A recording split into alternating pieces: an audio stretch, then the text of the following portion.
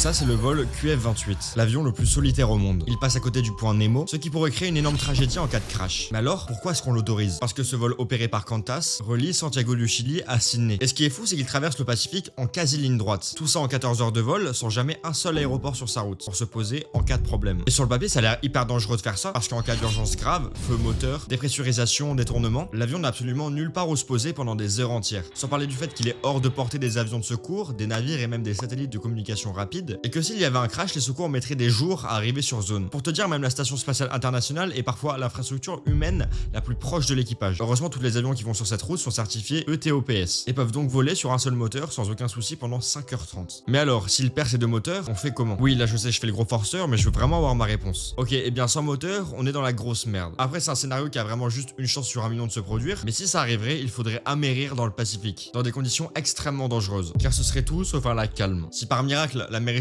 se passe bien, il faudra après prier pour que les secours arrivent en 2 et pas 3 jours. Alors, t'oserais monter à bord et oublie pas de t'abonner.